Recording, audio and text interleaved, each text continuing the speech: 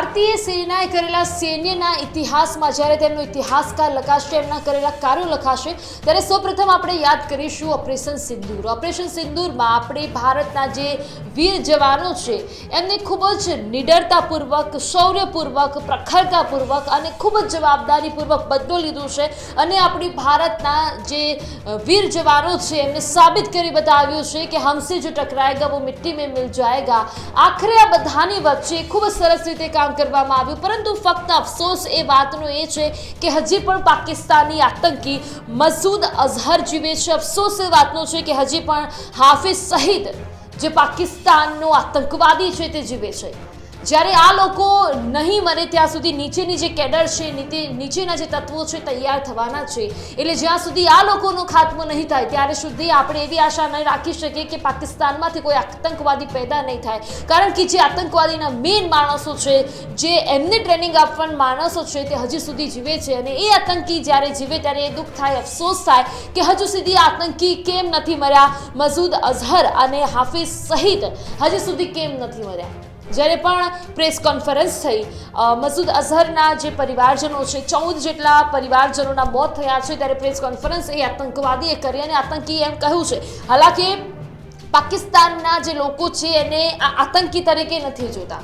પાકિસ્તાનમાં જેટલા પણ લોકોના મોત થયા છે, બધા જ મીડિયા રિપોર્ટનો આપણે નિચોડ જોવા જઈએ તો ઘણી ખરી જગ્યાએ એવું પણ જોવા મળે છે 25 લોકોના મોત થયા, 20 લોકોના મોત થયા, 100 લોકોના મોત થયા, પરંતુ 9 ઠેકાણે જે પ્રમાણે અટેક કરવામાં આવ્યો છે 700થી પણ વધારે લોકોના કમકમાટી ભર્યા મોત થઈ ચૂક્યા છે. પરંતુ એ પાકિસ્તાનની જે જનતા છે, પાકિસ્તાનના જે લોકો છે એ આ દરેક લોકોને આતંકવાદીની તરફથી નથી જોતા, આતંકવાદીની નજરથી નથી જોતા. ફક્ત એ એવું જ જોવે છે કે પાકિસ્તાનના લોકોના મોત થયા છે.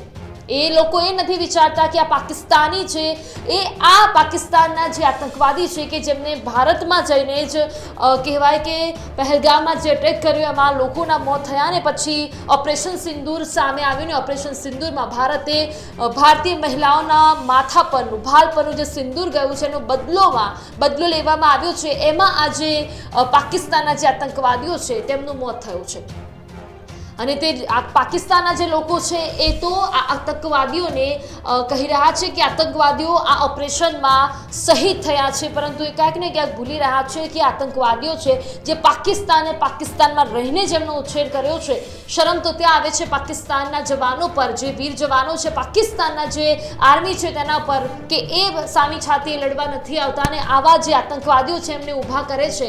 એટલે પાકિસ્તાનની પોતાની સરહદના જે જવાનો છે તેમના પર વિશ્વાસ નથી. એમને વિશ્વાસ છે કે એમને પેદા કરેલા આ જે આતંકવાદીઓ છે તેમના પર પાકિસ્તાનની સરકારને વિશ્વાસ છે. શરમ અહીં આવે છે.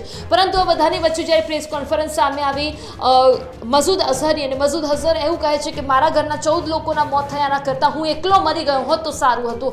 ભારતે એ મસૂદ અઝહરને એ અહેસાસ અપાવ્યો છે કે જ્યારે પોતાના માણસનું મોત થાય છે, પોતાના માણસો નિર્દોષ હોવા છતાં પણ મરી જાય છે, ત્યારે ખરેખર આ પ્રકારની પરિસ્થિતિનું નિર્માણ થાય છે. જ્યારે પોતાના ઘરના માણસો જાય ત્યારે આ પ્રકારની સ્થિતિ છે તે જોવા મળે છે. એ ભારતે એ મસૂદ અઝહરને યાદ અપાવ્યું છે.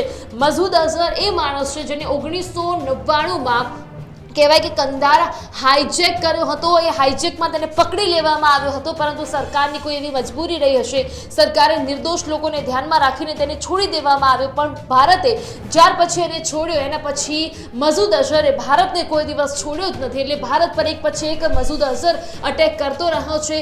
પાર્લામેન્ટરી ભારત પર જ્યારે પણ અટેક થયો એના પાછળ પાકિસ્તાની આતંકવાદી મસૂદ અઝહરનો હાથ હતો. એના પછી પુલવામા જે અટેક થયો જેમાં 40 વીર જવાનો શહીદ થયા, એના પાછળ પણ પાકિસ્તાની મસૂદ અઝહરનો હાથ હતો. એટલે કહેવાય કે આ બધા જ જે નાપાક હરકતો જે કરવામાં આવી છે પાકિસ્તાનના આ આતંકી મસૂદ અઝહરના 14 જેટલા નજીકી લોકોના મોત થઈ ગયા છે.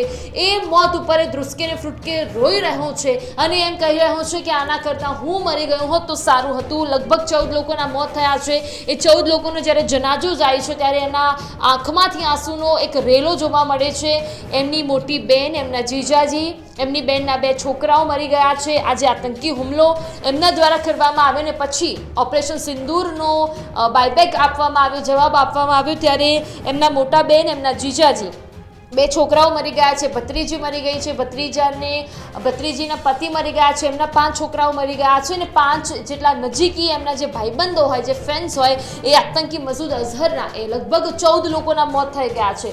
આ બધાની વચ્ચે ફક્ત સવાલ એ જ થાય છે કે ઓપરેશન સિંદૂર બાદ એલર્ટ પર ભારતીય સેના જોવા મળી રહી છે અને આ બધા જ વચ્ચે ક્યાંક ને ક્યાંક અફસોસ ફક્ત એ વસ્તુનો છે કે હજુ સુધી જે મેઇન ટ્રેનિંગ આપનાર આતંકી મસૂદ અઝહર અને હાફિઝ સઈદ કેમ જીવે છે, એમના પરિવારજનોના મોત થઈ ગયા છે, પરંતુ હજી સુધી એ બંને જીવે છે. સવાલ એ છે કે જ્યારે એ બંને મરશે ત્યારે કદાચ આ જે આતંકીઓ છે તેમનો ખાત્મો થાય, કારણ કે આ મેઇન માણસો છે, મેઇન માણસો જે નીચેની જે કેડર છે હજી સુધી જીવે છે, નીચેની કેડર છે, એમાં લોકો નવા બનતા રહેવાના છે, નવા તત્વો છે તે બનતા રહેવાના છે.